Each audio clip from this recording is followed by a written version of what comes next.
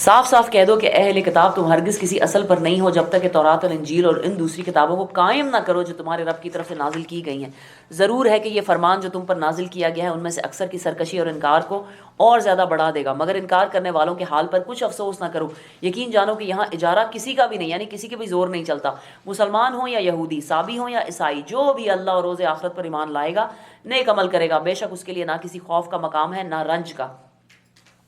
ہم نے بنی اسرائیل سے پختہ عہد لیا اور ان کی طرف بہت سے رسول بھیجے، مگر جب کبھی ان کے پاس کوئی رسول ان کی خواہش نفس کے خلاف کچھ لے کر آیا تو کسی نے ان کو جھٹلایا اور کسی کو قتل کر دیا، اور اپنے نزدیک یہ سمجھے کہ کوئی فتنہ رونما نہ ہوگا، اس لیے اندھے اور بہرے بن گئے۔ پھر اللہ نے انہیں معاف کیا تو ان میں سے اکثر لوگ اور زیادہ اندھے اور بہرے بنتے چلے گئے۔ اللہ ان کی سب حرکات دیکھ رہا ہے، دیکھتا رہا ہے۔ سبحان اللہ۔ آپ یہ دیکھیں رسول اللہ صلی اللہ علیہ وسلم، جیسے اللہ تعالیٰ کہہ رہے ہیں کہ جب بھی کوئی نبی لے کر آتا ہے، نبیوں سے کیا مخالفت ہوتی ہے قوم کو؟ نبی تو ایز سچ بڑے ہی پیارے ہوتے ہیں اپنی قوم کی۔ سب سے بڑی مثال تو خود رسول اللہ صلی اللہ علیہ وسلم ہے۔ رسول اللہ صلی اللہ علیہ وسلم کی ذات قریش کو اتنی پیاری تھی، عربوں کو اتنی پیاری تھی کہ جب آپ کو معلوم ہے کہ جب وہ خانہ کعبہ کو دوبارہ سے ری بلڈ کر رہے تھے تو حجر اسود لگانے کا جو موقع آیا تو یہ ڈیسائیڈ ہوا تھا کہ جو سب سے پہلے اب اس یعنی خانہ کعبہ کی ویسینٹی میں داخل ہو جائے گا، یعنی اس جو انہوں نے ایک ایریا کیا ہوا تھا کہ اس کے اندر سب سے پہلے داخل ہوگا تو ہم اس کا فیصلہ مانیں گے کہ کون وہ لگائے گا حجر اسود۔ تو جب رسول اللہ صلی اللہ علیہ وسلم کو دیکھا کہ وہ آئے ہیں تو سارے قبیلے، یعنی رسول اللہ علیہ وسلم کا قبیلہ کون سا تھا قریش میں سے؟ بنو ہاشم، لیکن اور جتنے قبیلے تھے یعنی بنو عدی تھے یا بنو مخزوم تھے یا اور بھی کتنے ہی قبیلے تھے، وہ سب جو ہے وہ لبیک کہنے لگ گئے، لبیک صادق و امین۔ صادق اور امین کے لقب سے پکارتے تھے نا، اتنی محبت کرتے تھے رسول اللہ صلی اللہ علیہ وسلم سے کہ سب نے کہا کہ یہ جو ہے یہ بہترین آدمی آیا۔ پھر رسول اللہ صلی اللہ علیہ وسلم کا فیصلہ بھی بہترین تھا الحمدللہ۔ لیکن اصل دشمنی شروع کہاں سے ہوتی ہے؟ اور یہ اٹس سو امیزنگ، یہ جو سیرت میں ہم پڑھتے ہیں کہ جب رسول اللہ صلی اللہ علیہ وسلم نے پہلی دفعہ صفا کے اوپر چڑھے اور جب پہلی دفعہ کھلی تبلیغ کی، اور اس کو مسدس حالی نے مولانا حالی نے جس طرح بیان کیا نا، اٹس امیزنگ، بڑا ہی خوبصورت۔ انہوں نے پورا نقشہ کھینچا اپنی شعروں میں کہ آپ کو وہ پورا نقشہ، یعنی آپ کو ایک منٹ کے لیے نا آپ کی وہ پوری آنکھوں کے آگے سے وہ گزر جاتا ہے کہ کیا ہوا ہوگا۔ رسول اللہ صلی اللہ علیہ وسلم چڑھے ہیں صفا کے اوپر اور جا کے کہا یا صباحا یا صباحا۔ یہ ان کا طریقہ تھا کہ جب بھی کوئی بڑا کوئی واقعہ ہو جاتا تھا نا تو پکارا جاتا تھا لوگوں کو اسی طرح کھڑے ہو کے، اے صبح جو آئی چاہتی ہے۔ تو رسول اللہ صلی اللہ علیہ وسلم اوپر چڑھے ہیں اور سارا قریش جو ہے اکٹھا ہو گیا، سارے قبیلے کے لوگ جو ہے وہ صفا کے آگے اکٹھے ہو گئے، ماؤنٹ صفا کے اوپر کہ نیچے اجتماع ہو گئے۔ تو رسول اللہ صلی اللہ علیہ وسلم نے کہا کہ تم سب لوگ مجھے جانتے ہو، بچپن سے تم لوگوں نے مجھے کیسا پایا؟ اب آپ جواب سنیں ان لوگوں کے۔ انہوں نے کہا آپ بچپن سے صادق اور امین ہیں، آپ نے آج تک زندگی میں کبھی جھوٹ نہیں بولا۔ یہ لوگوں نے کہا، سیرت میں لکھا ہوا ہے ایز از۔ رسول اللہ صلی اللہ علیہ وسلم نے کہا کہ اچھا اگر میں تمہیں یہ بتاؤں کہ اس پہاڑ کے پیچھے ایک فوج کھڑی ہے جو تم پر اٹیک کرنے والی ہے تو تم میری بات مانو گے؟ تو انہوں نے کہا کہ ہاں ہم ضرور مانیں گے، کیونکہ آج تک کبھی آپ کا کوئی قول جھوٹا ثابت ہوا نہیں، یعنی آپ اتنے سچے ہیں تو ہم ضرور مانیں گے۔ تو رسول اللہ صلی اللہ علیہ وسلم نے کہا کہ اچھا تو پھر سنو، میں تمہیں بتاتا ہوں کہ بڑی جلدی یہ دنیا ختم ہونے والی ہے، سب نے مر جانا ہے، قیامت آنے والی ہے اور سب کو اپنے اپنے اعمال کا حساب دینا پڑے گا، ایک اللہ ہے اور میں اس کا رسول ہوں۔ یہاں پہ وہ سب کے سب مکر گیا۔ کیسی عجیب بات ہے کہ نہیں؟ یعنی اتنا سچا انسان جس سے آپ اتنی محبت کرتے ہیں، کیونکہ اس نے ایسی بات کہہ دی ہے جو آپ کے خواہشات نفس کے خلاف ہو گئی ہے نا، تو تب آپ نے اس کو ریجیکٹ کر دیا۔ تو کیسے، میں اس وقت سوچتی ہوں کہ دلوں میں تو ان کو پتہ ہی ہوگا کہ یہ بندہ کتنا سچ ہے، کتنا سچا ہے، تو کیا ہوگا کہ یہ کوئی ایسی خواہش بات لے آئے جب اس کے رسول جو ان کے خواہشات نفس کے خلاف تھا تو کسی نے ان کو جھٹلایا اور کسی کو قتل ہی کر دیا، اور اپنے نزدیک یہ سمجھے کہ کوئی فتنہ رونما نہ ہوگا، اسی لیے اندھے اور بہرے بن گئے۔ پھر اللہ نے انہیں معاف کیا تو ان میں سے اکثر لوگ اور زیادہ اندھے اور بہرے بنتے چلے گئے۔ اللہ ان کی یہ سب حرکات دیکھتا رہا ہے۔ یقیناً کفر کیا ان لوگوں نے جنہوں نے کہا اللہ مسیح ابن مریم ہے، حالانکہ مسیح نے کہا تھا اے بنی اسرائیل اللہ کی بندگی کرو جو میرا رب بھی ہے اور تمہارا رب بھی ہے۔ جس نے اللہ کے ساتھ کسی کو شریک ٹھہرایا اس پر اللہ نے جنت حرام کر دی اور اس کا ٹھکانہ جہنم ہے، اور ایسے ظالموں کا کوئی مددگار نہیں ہے۔ یقیناً کفر کیا ان لوگوں نے جنہوں نے کہا کہ اللہ تین میں کا ایک ہے، یعنی جو ٹرینٹی کو بلیو کرتے ہیں، حالانکہ ایک خدا کے سوا کوئی خدا نہیں۔ اگر یہ لوگ اپنی ان باتوں سے باز نہ آئے تو ان میں سے جس نے کفر کیا ہے اس کو دردناک سزا دی جائے گی۔ پھر کیا یہ اللہ سے توبہ نہ کریں گے اور اس سے معافی نہ مانگیں گے؟ اللہ بہت درگزر فرمانے والا اور رحم کرنے والا ہے۔ مسیح ابن مریم اس کے سوا کچھ بھی نہیں کہ بس ایک رسول تھے، اس سے پہلے اور بھی بہت سے رسول گزر چکے ہیں۔ اس کی ماں ایک راست باز عورت تھی اور وہ دونوں کھانا کھاتے تھے۔ دیکھو ہم کس طرح ان کے سامنے حقیقت کی نشانیاں واضح کرتے ہیں، پھر دیکھو یہ کدھر الٹے پھیرے جاتے ہیں۔ اللہ تعالیٰ نے کتنی مزیدار لاجک دی ہے یہاں پر۔ مل مسیح ابن مریم اللہ رسول قد خلت من قبل رسول، رسول ہونے کی نشانی یا ایک انسان اللہ کا بندہ ہونے کی نشانی کیا ہے؟ وہ امہ صدیقہ، اس کی ماں جو ہے صدیقہ حضرت مریم علیہ السلام کے بارے میں، کانا یا کلان طعام، عیسیٰ جو ہے وہ کیسے خدا ہو سکتے ہیں، وہ تو کھانا کھاتے تھے. اور ان کی ہی اپنی کتابوں میں بہت سارے باتیں لکھی ہوئی ہیں کہ جس میں حضرت عیسیٰ علیہ السلام کی زندگی کے گزر بسر لکھی ہوئی ہے. تو کھانا کھاتے ہیں. اب اللہ تعالیٰ کے قرآن کا یعنی کہ یہ اس کی رسپیکٹ اور آنر میں یہ تھا کہ اللہ سبحانہ و تعالیٰ یہ نہ ڈسکس کرتے کہ جب کھانا کھاتے ہیں اس کے بعد کیا ہوتا ہے، اس کے بعد کیا ہوتا ہے. نارمل انسان تھے. تو جو کھانا کھاتا ہے اس کی اپنی حاجات ہوتی ہیں، اس کو یعنی اور بھی بڑے سارے واش روم جانا پڑتا ہے اور ہزار پرابلمز ہوتی ہیں. تو آپ سوچیں کہ وہ کیسا خدا تھا یا کیسا خدا کا بیٹا تھا. کتنی عجیب سی بات لگتی ہے نا. اس کے بعد نہ صرف یہ کہ یعنی وہ کھانا کھاتے تھے اور ان کی اور بشری حاجات تھیں یا ان کی اور جتنی زندگی کی ریکوائرمنٹس ہوتی ہیں وہ سب کے سب ان کی تھیں. آپ سوچیں یہ کیسا خدا تھا. سبحان اللہ. they need to think about it. It's a very logical thinking. We are not looking down upon any religion. ہم صرف قرآن کی آیت کو ڈسکس کر رہے ہیں کیونکہ اللہ تعالیٰ خود کہا ہے کہ کانا یاکلان طعام. وہ یہ ہے کہ آپ سوچیں ذرا کہ کیسا خدا ایسا ہو سکتا ہے کہ جس کو لوگ گالیاں دے رہے ہوں، اسے کانٹوں کے ہار پہنا رہے ہوں، اسے سولی پہ چڑھا رہے ہوں. ایک عجیب بات نہیں لگتی؟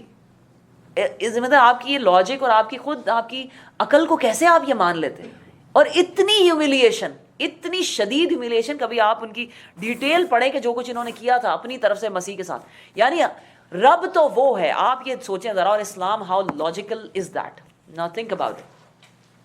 رب، اسلام میں ہم اس رب کی بات کر رہے ہیں. رب تو وہ ہے، اللہ تو وہ ہے جو اپنے رسول کی بھی اتنی ہیوملیشن برداشت نہیں کر رہا.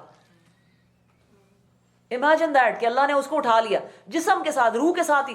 یہ بھی ہو سکتا تھا کہ روح نکال لیتے، جسم رہ جاتا اور جسم کی ہیوملیشن کرتے، اس کو میوٹیلیٹ کرتے. اللہ نے وہ بھی پسند نہیں کیا. یہ ہے رب. اور ایک وہ رب کیسا ہے کہ یا تو وہ خود ہیوملیٹ اتنا ہو رہا ہے یا پھر اس کا بیٹا ہیوملیٹ ہو رہا ہے اور آپ دیکھ رہے ہیں کہ یہ کیسا رب ہے. واقعی انسان کی لاجک نہیں مانتی ہو. یقین کریں بہت سارے کرسچنس اسی لیے اسلام پر آ جاتے ہیں. یعنی آپ ایک انسان اپنی ہیوملیشن برداشت نہیں کر سکتا. آپ کو کوئی ایک گالی دے تو آپ کو کتنا غصہ آ جاتا ہے. تو کیا وہ دونوں کھانا کھاتے تھے؟ بڑی ایک خوبصورت، really it's a very logical explanation. تو دیکھو ہم کس طرح ان کے سامنے حقیقت کی نشانیاں واضح کرتے ہیں. پھر دیکھو یہ کدھر الٹے پھرے جاتے ہیں. ان سے کہو کیا تم اللہ کو چھوڑ کر اس کی پرستش کرتے ہو جو نہ تمہارے لیے کسی نقصان کا اختیار رکھتا ہے نہ نفع کا، حالانکہ سب کی سننے والا اور سب کچھ جاننے والا تو اللہ ہی ہے. کہو اے اہل کتاب، اپنے دین میں ناحق غلو نہ کرو، یعنی ایگزیجریٹ نہ کرو، اور ان لوگوں کے تخیلات کی اور ان کے خیالات کی پیروی نہ کرو جو تم سے پہلے خود گمراہ ہوئے اور بہتوں کو گمراہ کیا اور سوا سبیل سے بھٹک گئے ہیں. بنی اسرائیل میں سے جن لوگوں نے کفر کی راہ اختیار کی ان پر داؤد اور عیسیٰ ابن مریم کی زبان سے لعنت کی گئی ہے کیونکہ وہ سرکش ہو گئے تھے اور زیادتیاں کرنے لگے تھے. انہوں نے ایک دوسرے کے برے افعال کے ارتکاب سے روکنا چھوڑ دیا تھا.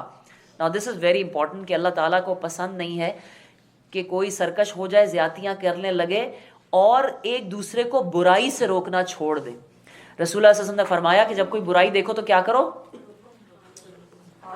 ہاتھ سے روکو. اور ہاتھ سے روکنے کی تمہارے پاس نہ ہو، اسٹرینتھ نہ ہو، کرج نہ ہو تو کیا کرو؟ زبان سے روکو. اور اگر زبان سے نہ روک سکو تو کیا کرو؟ دل میں برا جانو. اور یہ کیا ہے؟ سب سے کمزور لیول ہے. یعنی یہ جو لیول ہے نا، یہ تب ہونا چاہیے جب باقی دونوں راستے آپ کے لیے بالکل بھی نہ رہ گئے ہوں. یہ نہیں کہ آپ سمجھ لیں کہ میں بس دل میں برا جان لوں گا. ہاں میں نے دل میں تو برا جانا. اور سوچیں ذرا کہ جو دل میں بھی برا نہ جانے تو پھر کیا ہوتا ہے؟ پھر انسان ایونچولی خود اس میں چلا جاتا ہے. جو امر بالمعروف اور نہیں عن المنکر ہے، اور اس کے اندر یہاں پر خاص طور پہ نہیں عن المنکر کا ذکر ہوا نا کہ ایک دوسرے کو برے افعال سے روکتے نہیں تھے. یہ بہت ہی امپورٹنٹ ہے. It's really really important thing. اس کے اوپر رسول اللہ صلی اللہ علیہ وسلم کی ایک بڑی خوبصورت حدیث ہے کہ انہوں نے ایک یعنی رسول اللہ صلی اللہ علیہ وسلم کی بھی تبلیغ کا طریقہ دیکھیں کہ کبھی کبھی قصہ سناتے ہیں اور وہ بھی یعنی میڈ اپ قصہ، یعنی جیسے نہیں حکایت بنا کر سنا رہے ہیں الحمدللہ. تو رسول اللہ صلی اللہ علیہ وسلم کہتے ہیں کہ یہ بالکل یہ جو نہیں انل منکر کا طریقہ ہے نا، یہ کیوں ہم پر فرض ہے کہ جیسے کہ ایک سمندر میں کشتی جا رہی ہو اور ڈبل سٹوری کشتی ہو. یہ صحیح حدیث میں ہے. ڈبل سٹوری کشتی ہو اور اوپر والوں کے پاس پانی ہو، نیچے والوں کے پاس پانی نہ ہو، اور دونوں نے پیکٹ کر لیا ہو کہ جب بھی نیچے والوں کو پانی چاہیے ہوگا تو اوپر سے جا کے پانی لے آئیں گے. لیکن نیچے والے یہ سوچ کر کہ ہم کیوں بار بار اوپر جائیں، ہمیں بھی تکلیف ہوتی ہے انہیں بھی تکلیف ہوتی ہے، تو کیوں نہ ہم کشتی کے اندر ہی ہول کر دیں اور زمین سے ہی یعنی سمندر سے ہی پانی لینا شروع کر دیں. ان کے لیے بھی آسانی ہے, ہمارے لیے بھی آسانی ہے, مزے ہی مزے زندگی کے. اب جب اوپر والوں کو پتہ چلتا ہے کہ وہ ایسا کرنے جا رہے ہیں, تو اگر وہ ان کو نہیں روکتے تو کیا ہوگا؟ اسی کے اوپر وہ بنی نہیں, ایسی حدیث کے اوپر, ہم تو ڈوبیں گے صنم, تم کو بھی لے ڈوبیں گے. تو اگر وہ ان کو نہیں روکتے, بالکل یہی ہے امر بالمعروف اور نہی عن المنکر. اور اس کی عام مثال یہ ہے کہ اگر آپ اپنے گھر کو بڑا صاف ستھرا رکھتی ہیں اور خوشبودار رکھتی ہیں, اور وہ جو ہے یعنی آپ ڈس انفیکٹنٹ جو ہے اس کے ٹاکیاں پھیرتی رہتی ہیں اور اسپرے کرتی رہتی ہیں, اور بڑے آپ کے جو ہیں جرم سے صاف ستھرا گھر ہے, اور آپ کے ساتھ والے گھر جو ہے اس میں ہر وقت کوڑا کرکٹ پڑا رہتا ہے, وہ باہر بھی پھینکتے ہیں, اور یعنی گھر میں بھی ان کے چوہے پھر رہے ہیں اور کاکروچ پھر رہے ہیں اور سب کچھ بڑا برا حال ہے, ایونچولی وہ چوہے دیواریں کتر کتر کر آپ کے گھر تک نہیں پہنچ جائیں گے؟ یا جو کوڑا باہر پڑا ہوا ہے, جب آپ اپنے گھر سے باہر نکلیں گی تو کتنی دیر تک آپ ماسک پہن کے پھریں گی؟ وہ بیماریاں آپ کو نہیں لگیں گی؟ ہر ایک انسان پورے معاشرے کا ذمہ دار ہوتا ہے. جب آپ یہ کہہ دینا کہ جی ہم خود نیک بن جائیں اور باقیوں کی خیر ہے, یہ لاجیکلی بھی صحیح نہیں ہے.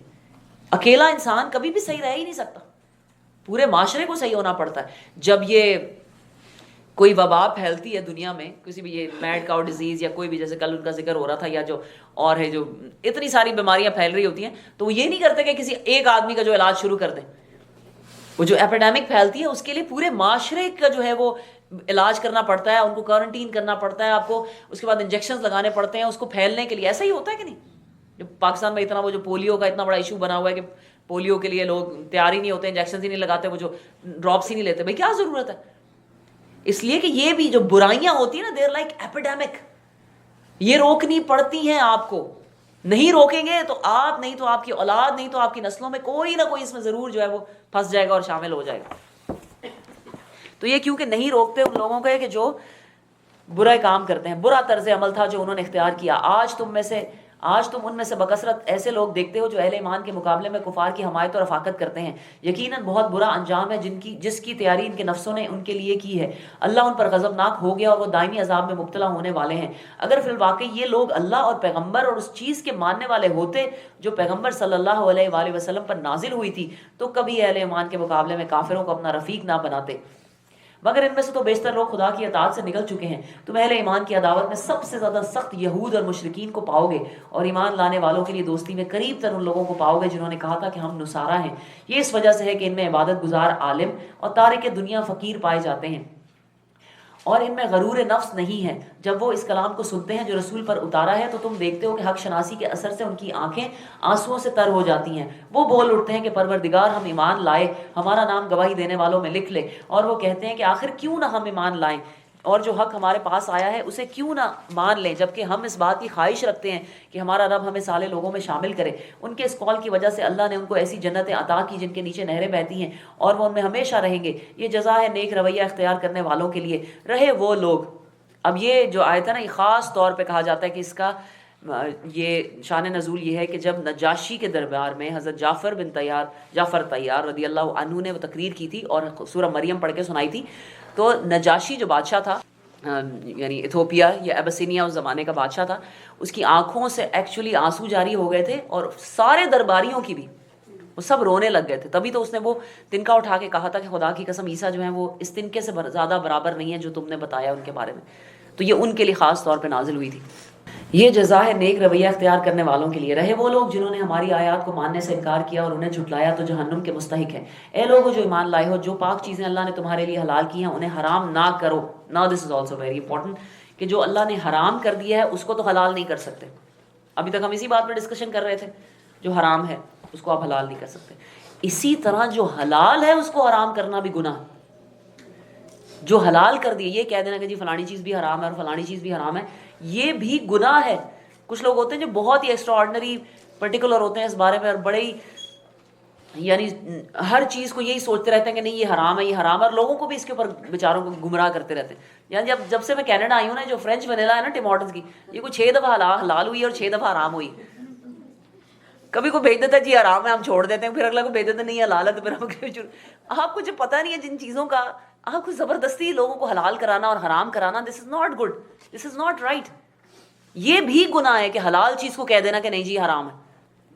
اے لوگو جو ایمان لائے ہو، جو پاک چیزیں اللہ نے تمہارے لیے حلال کی ہیں انہیں حرام نہ کر لو اور حد سے تجاوز نہ کرو، اللہ کو زیادتی کرنے والے سخت ناپسند ہیں۔ جو کچھ حلال اور طیب رزق اللہ نے تم کو دیا ہے اسے کھاؤ پیو اور اس خدا کی نافرمانی سے بچتے رہو جس پر تم ایمان لائے ہو۔ تم لوگ جو محمل قسمیں کھا لیتے ہو، یعنی جن لوگوں کی عادت ہوتی ہے اللہ کی قسم، ہر بات کے اوپر کہنا اللہ کی قسم، بڑا اچھا بار دینا اللہ کی قسم، بھائی ایکسکیوز می، نظر آ ہی جائے گا سب کو۔ یا پھر جو عربی کہتے ہیں واللہ، اور ہر بات میں واللہ، بات کم کرتے ہیں واللہ، یعنی کچھ بھی نہیں بول رہے ہوتے، بس واللہ واللہ کرے جا رہے ہوتے ہیں۔ تو یہ مومل قسمیں یہ سخت ناپسندیدہ ہیں، اللہ کو نہیں پسند کہ کوئی اس طرح کی بات میں قسم لے کر آئے۔ قسم از اے ویری امپورٹنٹ تھنگ، اس کو نہ تو یہ تقیہ کلام ہونا چاہیے انسان کا، نہ آپ کی عادت ہونی چاہیے۔ You have to be very careful کہ یہ بات اللہ کا وعدہ، کچھ لوگوں کا ہوتا ہے یہ بھی اللہ کا وعدہ، کتنی غلط بات ہے یہ۔ اللہ کی باتیں اس طرح بیچ میں انسان لانے کے لیے، تو ایک تو یہ نہیں کرنی چاہیے، لیکن اللہ تعالیٰ کہتا ہے کہ اگر تم یہ کھا لیتے ہو تو اس پر تمہاری گرفت نہیں ہے، مگر جو قسمیں تم جان بوجھ کر کھاتے ہو، یعنی اگر کانشیسلی آپ کوئی بالکل اپنے یعنی شعور کے ساتھ کوئی قسم کھاتے ہیں کہ میں یہ کام کروں گا اللہ کی قسم، تو اس کے اوپر، اور اگر آپ پھر وہ نہ کریں تو یہ گناہ ہے، اس کا کفارہ دینا پڑتا ہے، ان پر وہ ضرور تم سے مواخذہ کرے گا، اور اگر آپ کفارہ نہیں دیتے تو آپ کو اللہ کے ہاں اس کا جواب دینا پڑے گا۔ تو کفارہ کیا ہے؟ ایسی قسم توڑنے کا کفارہ یہ ہے کہ یا تو 10 مسکینوں کو کھانا کھلاؤ، اوسط درجے کا کھانا جو تم اپنے بال بچوں کو کھلاتے ہو۔ کتنی ڈیٹیل میں اللہ نے بتایا، دیکھیں کتنا۔ فَكَفَّارَتُهُ إِطْعَامُ عَشَرَةِ مَسَاكِينَ مِنْ أَوْسَطٍ مَا تُطْعِمُونَ أَهْلِيكُمْ، جیسے تم اپنے گھر والوں کو کھانا کھلاتے ہو وہ کھانا۔ یہ نہیں ہے کہ خود تو آپ ماشاءاللہ مرغ مسلم انجوائے کر رہے ہیں اور گھر والوں کے جو جب مسکینوں کو دینے کی باری آئی تو دال روٹی۔ تو قسم توڑنے کا آپ سوچیں ذرا کہ آپ قسم توڑتے ہیں اور کھانا غریبوں کو کھلا رہے ہیں، کتنا سبحان اللہ اچھا دین ہے ہمارا۔ یا پھر ان کو کپڑے پہناؤ ایک، یا پھر ایک غلام آزاد کرو، اور جو اس کی استطاعت نہ رکھے وہ 3 دن کے روزے رکھے۔ وہ 3، اب یہ نہیں ہو کہ آپ کو سب سے آسان ہے 3 دن کے روزے رکھنا، چلو روزے ہی رکھ لیں، نہ نہ نہ نہ، 3 روزے سب سے اینڈ والی آپشن ہے، پھر وہ روزے رکھے۔ یہ تمہاری قسموں کا کفارہ ہے، جبکہ تم قسم کھا کر توڑ دو، اپنی قسموں کی حفاظت کیا کرو، اس طرح اللہ اپنے احکام تمہارے لیے واضح کرتا ہے، شاید کہ تم شکر ادا کرو۔ اور اس میں ایک اور امپورٹنٹ بات جو یاد رکھنی چاہیے وہ یہ کہ اللہ کے علاوہ کسی کی قسم نہیں کھا سکتے۔ جو ہم کہتے ہیں نا میرے سر پہ ہاتھ رکھ کے ذرا قسم کھاؤ، یا قرآن پہ ہاتھ رکھو، یا یہ کہ میں اپنے بچے کی قسم کھاتی ہوں، الاؤڈ نہیں ہے۔ کسی مخلوق کی قسم نہیں کھا سکتے، صرف خالق کی قسم کھا سکتے ہیں، اللہ کی قسم، وہ بھی ایکسٹریم حالات میں۔ اور اگر کھا کے نہ پوری کی، اور آپ سوچیں ذرا کہ ہمیں کیا اپنی زندگیوں کے بھروسے ہیں کہ ہماری قسمیں پوری ہوں گی؟ قسمیں کھانی ہی نہیں چاہیے، قسم کا ورڈ ہی اپنی زندگی سے نکال دینا چاہیے۔ اس طرح اللہ اپنے احکامات جو ہے تم پر واضح کرتا ہے، شاید کہ تم شکر ادا کرو۔ اے لوگو جو ایمان لائے ہو، یہ شراب اور جوا اور یہ آستانے اور یہ پانسے، یہ سب گندے شیطانی کام ہے۔ یہاں پر یہ جو حکم آ رہا ہے شراب کے اوپر، یہ فائنل حکم ہے شراب کی حرمت کا۔ آپ کو پتہ ہے پہلے ہم پڑھ چکے ہیں اللہ تعالیٰ نے کیا کہا تھا کہ شراب میں کچھ فائدے بھی ہیں کچھ نقصان بھی ہیں، لیکن اس کے نقصان زیادہ ہیں۔ پھر آیا تھا کہ نماز کے قریب مت جاؤ جب تم نشے کی حالت میں ہو۔ یہ تیسرا اور فائنل حکم ہے جس کے بعد ایبسولوٹلی حرام کر دی گئی تھی۔ اور ایک پڑھنے والا سین ہے جو اس کے بعد مدینے کی گلیوں میں ہوا تھا۔ یقین کریں جب وہ پڑھتا ہے انسان، آپ کا ایمان کس لیول کو پہنچ جاتا ہے۔ اور اللہ سبحانہ تعالیٰ کا طریقہ دیکھیں، میں بار بار ڈسکس کرتی ہوں کہ امریکہ میں بھی شراب اللیگل ہوئی تھی، آج یہاں پہ اللیگل کر کے دیکھیں ہوتا کیا ہے۔ اللہ کو پتہ ہے انسانوں کی سائیکالوجی، کہ جب اس وقت جب یہ آیتیں نازل ہوئی تو کہتے ہیں کہ جن کے گھروں میں بوتلیں پڑی تھیں انہوں نے بوتلیں پھینک دیں گلیوں میں، اور شراب یعنی انڈیل دی ظاہر کہ ورنہ تو کانچ ہو جاتا، لوگوں کو چوٹ لگتی۔ اور کہتے ہیں کہ جس کے ٹیبل پہ پڑی تھی اس نے وہاں سے اٹھا کے پھینک دی، جس نے پی لی تھی، جس کے منہ میں تھی اس نے وہاں سے واپس الٹ دی، اور جس نے یعنی نگل بھی لی تھی اس نے انگلی ڈال کے کہہ کر کے باہر نکال دی۔ اس لیول تک لوگ چلے گئے تھے، اتنا ایمان تھا لوگوں کے اندر، اور اللہ کا طریقہ تھا گریجولی لوگوں کو ایمان پہ لے کر آنے کا۔ ہمیں بھی یہ کرنا چاہیے کہ کبھی بھی کسی کو بھی پہلی دفعہ میں ہی نہیں آپ سارے کا سارا ایمان اور اسلام اس کے اوپر انڈیل دیں۔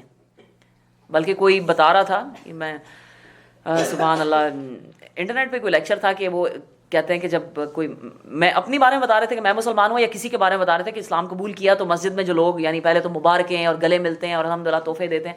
It's such a good tradition, یہ ہونا چاہیے جب بھی کوئی اسلام قبول کرتا ہے، جو کر رہا ہوتا ہے قبول۔ ہم نے بھی ایسے یعنی واقعات جو ہے وٹنس کیے ہیں الحمدللہ، اینڈ اٹس اے ریئل ایمان بوسٹنگ کہ جب اسلام کوئی قبول کرتا ہے۔ لیکن بہرحال انہوں نے بتایا تھا کہ جب اسلام قبول کیا نا انہوں نے تو لوگ تو آئے مبارکیں دیں اور یہ وہ، پھر اس کے بعد کچھ تھوڑی دیر کے بعد لوگ ان کے پاس آئے، انہوں نے کہا کہ اب تمہیں 5 وقت کی نماز پڑھنی پڑے گی اور تمہیں اپنا نام بدلنا پڑے گا، اور اس کے بعد یہ کہ تمہارا تو نکاح بھی ٹوٹ گیا ہے تو اب تم اپنی بیوی کے پاس نہیں جا سکتے۔ سو مچ سو کہ یہ بھی پوچھا کہ بچپن میں تمہارے سرکمسیشن ہوئے تھے کہ نہیں ہوئے تھے۔ آپ پہلے دن ہی بندے کو اتنا ڈرا دیں سبحان اللہ کہ وہ اسلام سے ہی متنفر ہو جائے۔ اللہ کا طریقہ دیکھیں، کتنی بری چیز ہے شراب، ایبسلیوٹلی حرام ہے. قرآن اللہ کی کتاب ہے، اس میں بھی کتنی گریجولی اللہ تعالیٰ منع کر رہا ہے.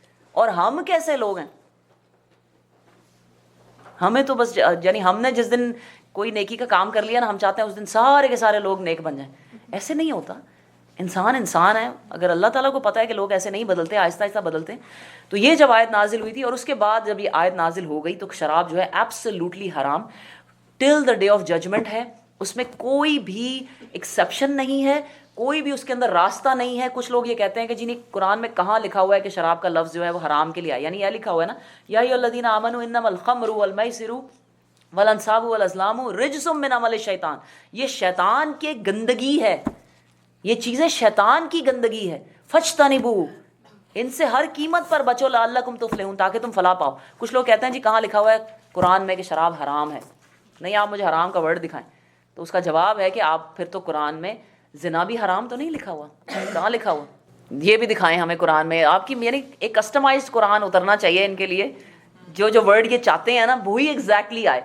مطلب کسی چیز کو منع کرنے، یہ تو حرام سے بھی زیادہ بڑی چیز ہے کہ شیطان کی گندگی ہے. نہیں تو وضو کے لیے بھی یہی کہتے ہیں کہ قرآن میں کہاں لکھا ہے وضو؟ میں بھی پڑھا تو وہی میں تو کہتی ہوں نا، ان کے لیے ایک الگ قرآن اللہ تعالیٰ کہتے ہیں، قرآن میں ہی کہتے ہیں کہ ان کے لیے نا ایک الگ کسٹمائز کتاب اترنی چاہیے جو ان کی مرضی کے مطابق ہو، ان کی خواہشات نفس کے مطابق اترے. ایک مومن کے لیے تو کیا ہے، جس چیز کو اللہ نے منع کر دیا وہ منع ہے. اچھا، اس کے بعد شراب کی حرمت حدیث میں بے انتہا جگہ پہ لکھی ہوئی ہے. رسول اللہ صلی اللہ علیہ وسلم نے فرمایا، ابن عمر کی روایت ہے، رسول اللہ صلی اللہ علیہ وسلم نے فرمایا اللہ تعالیٰ نے لعنت فرمائی ہے شراب پر، اس کے پینے والے پر، پلانے والے پر، بیچنے والے پر، خریدنے والے پر، اور کشید کرنے والے پر، کشید کروانے والے پر، اس کو ڈھو کے لے کے جانے والے پر، اور اس شخص پر جس کے لیے وہ ڈھو کر لے کے جا رہی. اب آپ کہیں جی کہاں لکھا ہوا ہے حرام کا ورڈ؟ ڈھونڈتے رہے آپ حرام کا ورڈ بیچ میں سے. ہاں جی، حضرت عمر رضی اللہ عنہ کی حدیث ہمیں ملتی ہے کہ انہوں نے ایک مرتبہ ایک یعنی کوئی محفل تھی جس میں لوگ شراب پی رہے تھے، تو اس سارے لوگوں کو کوڑے لگوائے تھے. تو اس میں کچھ لوگ ایسے بھی تھے جو شراب نہیں پی رہے تھے اور نہ کبھی زندگی میں پی انہوں نے. تو حضرت عمر نے ان کو بھی کوڑے لگوائے، اور انہوں نے کہا تھا کہ کیونکہ تم اس شخص کے ساتھ بیٹھے ہوئے تھے اس لیے تم پہ بھی کوڑے لگنا بنتے ہیں. اور یہ حدیث جو ہے یہ صحیح، یعنی حضرت عمر کی روایات میں، یہ صحیح روایات میں آتی. سمجھ آ گئی آپ کو؟ تو ان کو بھی کوڑے لگوائے تھے جو ان کے ساتھ بیٹھے ہوئے تھے اس ٹیبل کے اوپر. تو this is very important, these things are very important. ہم کبھی کبھی ان کو بڑا لائٹلی لے لیتے ہیں، اور اسپیشلی اس معاشرے میں رہتے ہوئے نا we have to be very careful. کبھی کبھی ایسے بھی ہوتا ہے کہ انسان یعنی خود نہیں پیتا ہوتا، لیکن آپ اس چیز کو کیونکہ اتنا اگنور نہیں کرتے یا اس کو اتنا برا نہیں بتاتے، اور آپ ایسی محفلوں میں بھی چلے جاتے ہیں، ایسے لوگوں کے ساتھ بھی ملتے ہیں، اور کل کو آپ کے بچے بھی یہ سب کچھ دیکھتے ہیں تو وہ پینے لگ جاتے ہیں. تو اللہ تعالیٰ ہماری نیتیں جانتا ہے، ہم ریلی کس وجہ سے کوئی کام کر رہے ہیں. اگر آپ جس بھی نیک نیت سے کام کریں گے اللہ تعالیٰ اس کو قبول فرمائے گا. جی، تو آپ کی اپنی نیت اور حکمت پہ ایکچولی یہ بیسڈ ہے. یہاں پہ یہ میرے فتوے کے اوپر بیس نہیں ہے کوئی بھی بات. آپ دیکھیں کہ کہاں پہ آپ کے دین کا فائدہ زیادہ ہے، آپ وہ کام کریں بس، انشاءاللہ تعالیٰ واللہ. جی اچھا جی، تو شیطان تو یہ چاہتا ہے کہ شراب اور جوئے کے ذریعے سے تمہارے درمیان عداوت اور بغض ڈال دے، اور تمہیں خدا کی یاد سے اور نماز سے روک دے.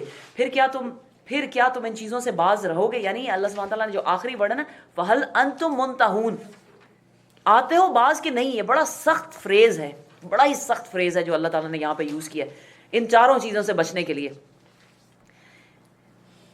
اللہ اور اس کے رسول کی بات مانو اور باز آ جاؤ، لیکن اگر تم نے حکم عدولی کی تو جان لو کہ ہمارے رسول پر بس صاف صاف حکم پہنچا دینے کی ہی ذمہ داری تھی. جو لوگ ایمان لائے اور نیک عمل کرنے لگے انہوں نے پہلے جو کچھ کھایا پیا تھا اس پر کوئی گرفت نہ ہوگی، بشرطے کہ وہ آئندہ ان چیزوں سے بچے رہیں جو حرام کی گئی ہیں، اور ایمان پر ثابت قدم رہیں اور اچھے کام کریں. پھر جس چیز سے روکا جائے اس سے رکیں، اور جو فرمان الہی ہو اسے مانیں. پھر خدا ترسی کے ساتھ نیک رویہ رکھیں. اللہ نیک کردار لوگوں کو پسند کرتا ہے. اے لوگو جو ایمان لائے ہو، اللہ تمہیں اس شکار کے ذریعے سے سخت آزمائش میں ڈالے گا جو بالکل تمہارے ہاتھوں اور نیزوں کی زد میں ہوں گے، یہ دیکھنے کے لیے کہ تم میں سے کون اس سے غائبانہ ڈرتا ہے. یعنی احرام کی حالت میں شکار جو ہے وہ منع ہے، چاہے وہ آپ کی بالکل ہاتھوں کی ریچ میں کیوں نہ آ جائے. پھر جس نے اس تنبیہ کے بعد بھی اللہ کی مقرر کی ہوئی حد سے تجاوز کیا اس کے لیے دردناک سزا ہے.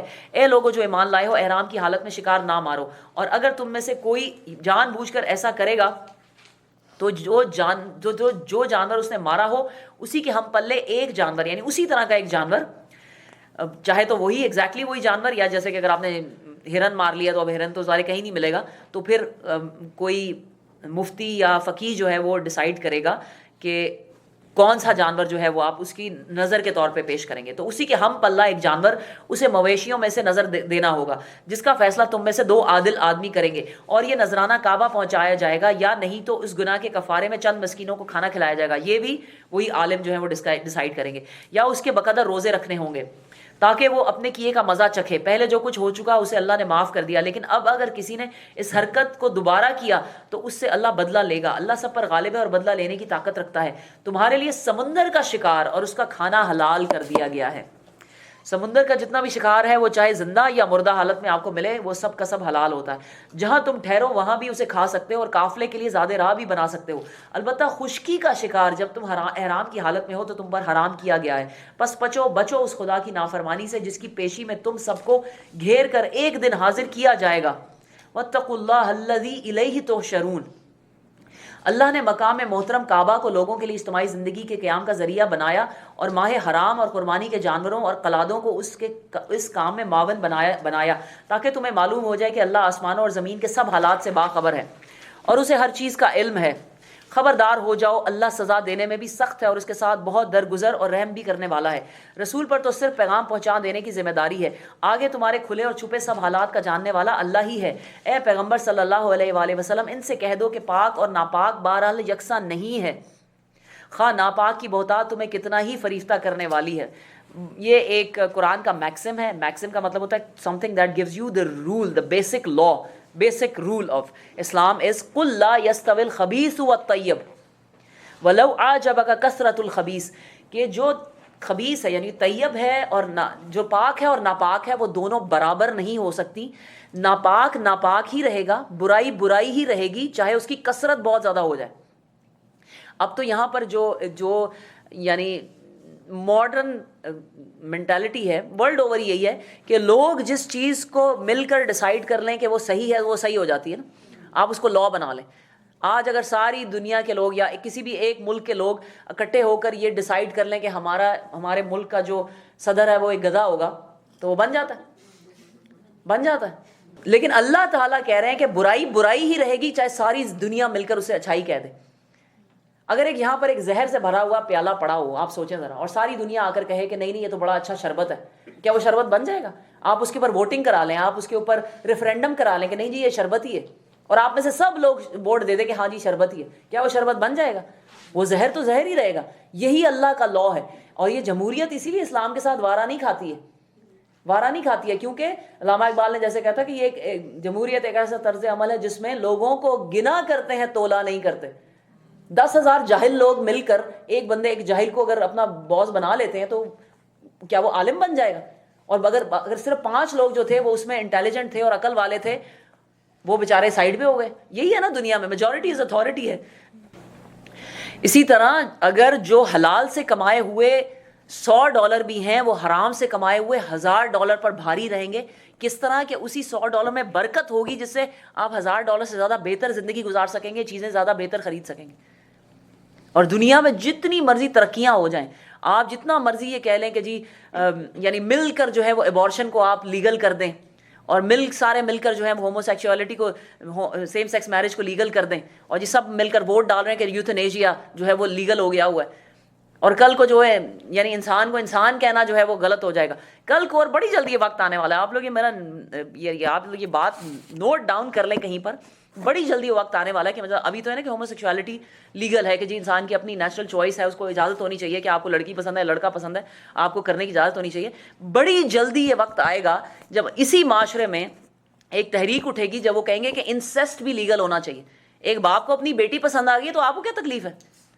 ایک بہن کو اپنے بھائی سے شادی کرنے کی اجازت ہونی چاہیے, اور اس پہ لا پاس ہوگا.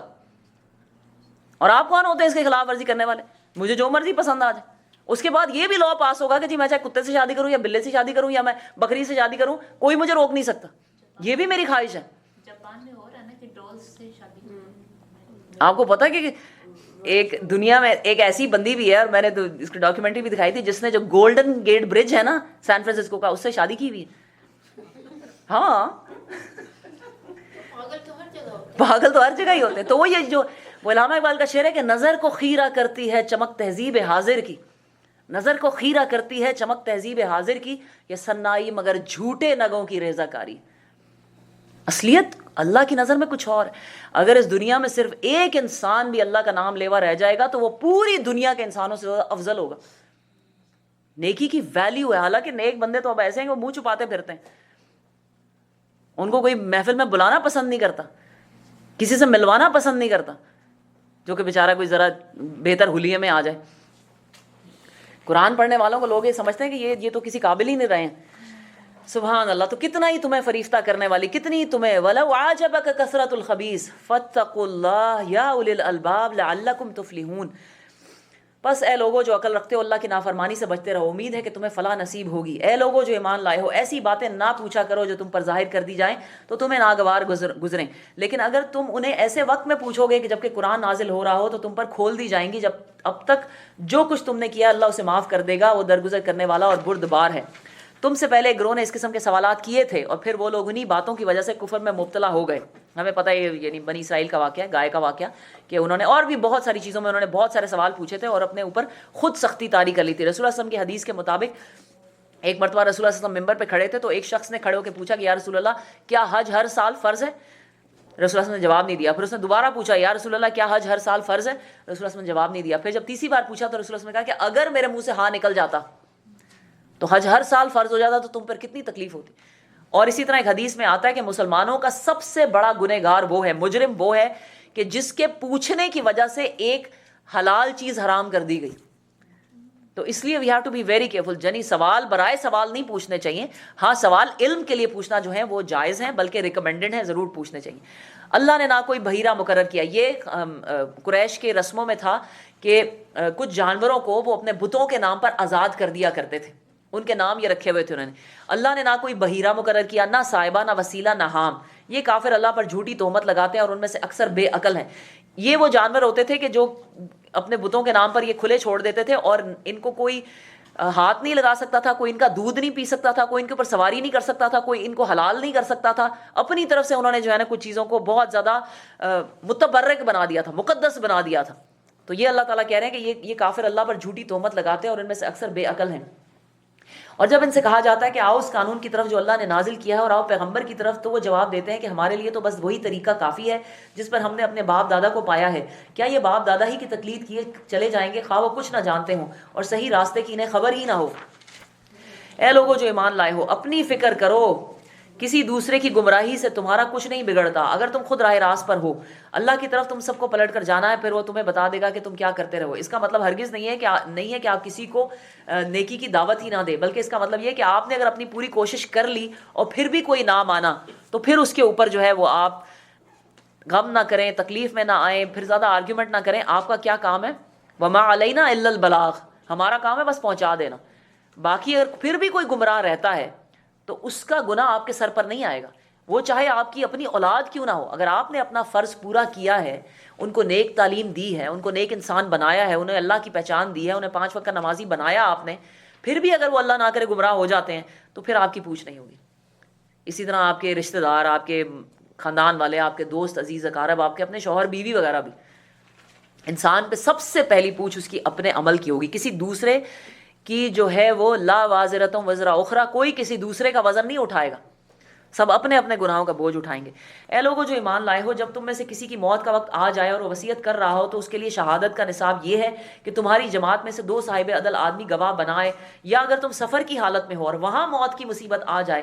یعنی پرانے زمانے میں تو ظاہر ہے کئی مہینوں کے سفر ہوتے تھے اور راستے میں لوگوں کو موت آ جاتی تھی, تو کیا کرنا ہوتا تھا؟ موت کی مصیبت پیش آ جائے تو غیر مسلموں میں ہی سے 2 گواہ لے لیے جائیں. یعنی پہلے آپشن جو ہے وہ مسلمان ہو, دوسری آپشن غیر مسلم ہے.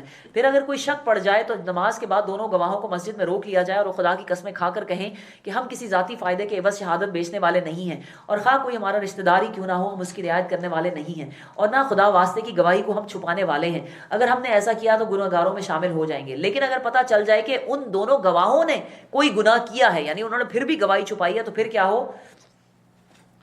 اگر ان کو گناہ میں مبتلا کر دیا ہے، تو پھر ان کی جگہ 2 اور شخص ان کی نسبت شہادت دینے کے لیے اہل تر ہوں گے، اور ان لوگوں میں کھڑے کیے جائیں گے جن کی حق تلفی ہوئی ہے، اور وہ خدا کی قسم کھا کر کہیں گے کہ ہماری شہادت ان کی شہادت سے زیادہ برحق ہے، اور ہم نے اپنی گواہی میں کوئی زیادتی نہیں کی ہے، اگر ہم ایسا کریں تو ظالموں میں سے ہوں گے۔ اس طریقے سے زیادہ توقع کی جا سکتی ہے کہ لوگ ٹھیک ٹھیک شہادت دیں گے، یا کم از کم اس بات کا ہی خوف کریں گے کہ ان کی قسموں کے بعد دوسری قسموں سے کہیں ان کی تردید نہ ہو جائے۔ اللہ سے ڈرو اور سنو، اللہ نافرمانی کرنے والوں کو اپنی رہنمائی سے محروم کر دیتا ہے۔ اللہ نافرمانی کرنے والوں کو اپنی رحمت سے اور رہنمائی سے محروم کر دیتا ہے۔ واللہ لا یہدی القوم الفاسقین۔ جس روز اللہ سب رسولوں کو جمع کر کے پوچھے گا تمہیں کیا جواب دیا گیا تھا، تو وہ عرض کریں گے کہ ہمیں کچھ علم نہیں، آپ ہی تمام پوشیدہ حقیقتوں کو جانتے ہیں۔ تمام انبیاء کو جمع کر کے، یعنی 1 بائی 1 ہر نبی سے پوچھا جائے گا کہ آپ کی امت جو ہے وہ کیوں ایمان نہیں لائی، تو ہر نبی یہ کہے گا کہ میں تو یعنی مجھے بس اتنا ہی علم ہے کہ جتنا مجھے علم دیا گیا تھا، اور جب میں ان میں نہیں رہا تھا تو اس کے بعد وہ کیا کرتے رہے مجھے تو نہیں پتا۔ اسی طرح نبی یہ بھی کہیں گے کہ ہمارے سامنے تو لوگ ایمان لے آئے تھے، ان کے دل میں کیا تھا ہمیں نہیں معلوم۔ پھر تصور کرو اس موقع کو جب اللہ فرمائے گا اے مریم کے بیٹے عیسیٰ علیہ السلام، یاد کر میری اس نعمت کو جو میں نے تجھ پر اور تیری ماں کو عطا کی تھی، میں نے روح پاک سے تیری مدد کی، تو گہوارے میں بھی لوگوں سے بات کرتا تھا، اور بڑی عمر کو پہنچ کر بھی میں نے تجھ کو حکمت اور کتاب اور تورات اور انجیل کی تعلیم دی، تو میرے حکم سے مٹی کا پتلا پرندے کی شکل کا بناتا اور اس میں پھونکتا تھا، اور وہ میرے حکم سے پرندہ بن جاتا تھا، تو مادرزاد اندھے کو اور کوڑی کو میرے حکم سے اچھا کرتا تھا، تو مردوں کو میرے حکم سے نکالتا تھا۔ پھر جب تو بنی اسرائیل کے پاس سری نشانیاں لے کر پہنچا، اور جو لوگ ان میں سے منکر حق تھے انہوں نے کہا یہ نشانیاں جادوگری کے سوا کچھ نہیں ہیں، تو میں نے ہی تجھے ان سے بچایا تھا۔ اور جب میں نے حواریوں کو اشارہ کیا کہ مجھ پر اور میرے رسول پر ایمان لاؤ، تب انہوں نے کہا کہ ہم ایمان لائے اور گواہ رہو کہ ہم مسلم ہیں۔ یہ حواری جو ہیں یہ حضرت عیسیٰ علیہ السلام کے، جیسے ہم پہلے بھی ڈسکس کر چکے ہیں کہ 12 حواری تھے، اور یہ وہی لوگ ہیں کہ جن کے بعد عیسائیت جو ہے وہ دنیا میں پھیلی تھی، لیکن انہی میں وہ لوگ بھی شامل تھے جو حضرت عیسیٰ کے ہی غدار ہو گئے تھے۔ حواریوں کے سلسلے میں یہ واقعہ بھی یاد رہے کہ جب حواریوں نے کہا تھا کہ اے عیسیٰ ابن مریم، کیا آپ کا رب ہم پر آسمان سے کھانے کا ایک خوان یعنی ایک دسترخوان جو ہے، ایک مائدہ جو ہے وہ اتار سکتا ہے؟ تو عیسیٰ نے کہا کہ اللہ سے ڈرو اگر تم مومن ہو۔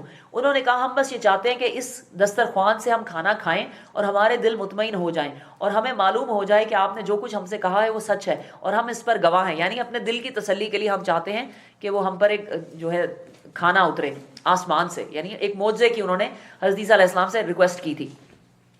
اس پر عیسیٰ ابن مریم نے دعا کی خدایا ہمارے رب ہم پر آسمان سے ایک خوان نازل کر جو ہمارے لیے اور ہمارے اگلے پچھلوں کے لیے خوشی کا موقع قرار پائے، یعنی ایک سیلیبریشن ہمارے لیے ہو جائے۔ اسے لاسٹ سپر کہتے ہیں، اور یہ آج بھی جو ہے عیسائیت میں اور اس کو منایا جاتا ہے ایسٹر سے پہلے۔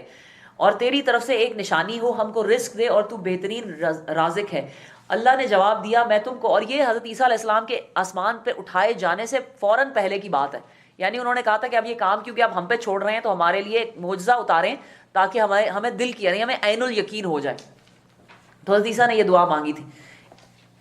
اس کے علاوہ ایک اور قوم نے بھی معجزہ مانگا تھا اور اللہ تعالیٰ نے معجزہ دکھا دیا تھا۔ وہ کون سی قوم تھی؟ اونٹنی والا معجزہ۔ حضرت صالح علیہ السلام کی قوم جو تھی انہوں نے معجزہ مانگا تھا اور اونٹنی جو ہے وہ نکلی تھی۔ اب جب معجزہ اترتا ہے نا تو اس کے بعد کی شرائطیں کیا ہوتی ہیں، یہ دیکھیں شرائط کیا ہوتی ہیں۔ اللہ تعالیٰ نے جواب دیا میں اس کو تم پر نازل کرنے والا ہوں، مگر اس کے بعد جو تم میں سے کفر کرے گا اسے میں ایسی سزا دوں گا جو دنیا میں کسی کو نہ دی ہوگی۔ غرض جب یہ احسانات یاد دلا کر اللہ فرمائے گا اے عیسیٰ ابن مریم، کیا تو نے لوگوں سے کہا تھا کہ خدا کے سوا مجھے اور میری ماں کو خدا بنا لو؟ تو وہ جواب میں عرض کریں گے اے اللہ تو پاک ہے، میرا یہ کام نہ تھا کہ میں وہ بات کہتا جس کے کہنے کا مجھے کوئی حق ہی نہ تھا۔ اگر میں نے ایسی بات کہی ہوتی تو اے اللہ آپ کو تو ضرور پتا ہوتا، آپ جانتے ہیں جو کچھ میرے دل میں ہے اور میں تو نہیں جانتا جو کچھ آپ کے دل میں ہے، آپ تو ساری پوشیدہ حقیقتوں کے عالم ہیں۔ میں نے ان سے اس کے علاوہ کچھ بھی نہیں کہا تھا جو آپ نے حکم دیا تھا، اور وہ یہ تھا کہ ایک اللہ کی بندگی کرو جو میرا بھی رب ہے اور تمہارا بھی رب ہے۔ میں اسی وقت تک ان کا نگران تھا، ان کا محافظ تھا، جب تک کہ میں ان کے درمیان میں تھا۔ جب آپ نے مجھے واپس بلا لیا تو آپ ان پر نگران تھے، اور آپ تو ساری ہی چیزوں پر نگران ہیں۔ اب اگر آپ انہیں سزا دے دیں تو یہ آپ کے بندے ہیں، اور اگر معاف کر دیں تو آپ غالب اور دانا ہیں۔ تب اللہ فرمائے گا یہ وہ دن ہے جس میں سچوں کو ان کی سچائی نفع دیتی ہے، ان کے لیے ایسے باغ ہیں جن کے نیچے نہریں بہہ رہی ہیں، یہاں وہ ہمیشہ رہیں گے۔ اللہ ان سے راضی ہوا اور وہ اللہ سے، یہی بڑی کامیابی ہے۔ زمین اور آسمان اور تمام موجودات کی بادشاہی اللہ ہی کے لیے اور ہر چیز پر قدرت رکھتا ہے۔ امیجن کریں وہ دن کہ جب سارے عیسائی جو حضرت عیسیٰ علیہ السلام سے اتنی محبت کرتے ہیں اور ان سے اتنا واسطہ رکھتے ہیں اور اتنا یعنی اپنے آپ کو ان سے افیلیٹ کرتے ہیں، اور قیامت والے دن ان سب کے سامنے حضرت عیسیٰ علیہ السلام سے یہ بات پوچھی جائے گی کہ کیا میں نے کہا تھا کہ تمہیں خدا بنائے یا خدا کا بیٹا بنائے؟ تو حضرت عیسیٰ علیہ السلام ان سب کے سامنے یہ کہیں گے کہ میں نے ایسا نہیں کیا تھا. اور کتنا وہ دن پیتھیٹک دن ہوگا. اللہ تعالیٰ سب کو ہدایت دے اور سیدھے راستے پہ رکھے، اور کوئی بھی جو ہے وہ غلط عقیدہ ہمارے عقیدوں میں شامل نہ ہو انشاءاللہ تعالیٰ. سبحانک اللہم و بحمدک نشہد ان لا الہ الا انت نستغفرک و نتوب الیک. جزاکم اللہ خیرا کثیرا. السلام علیکم و رحمۃ اللہ وبرکاتہ.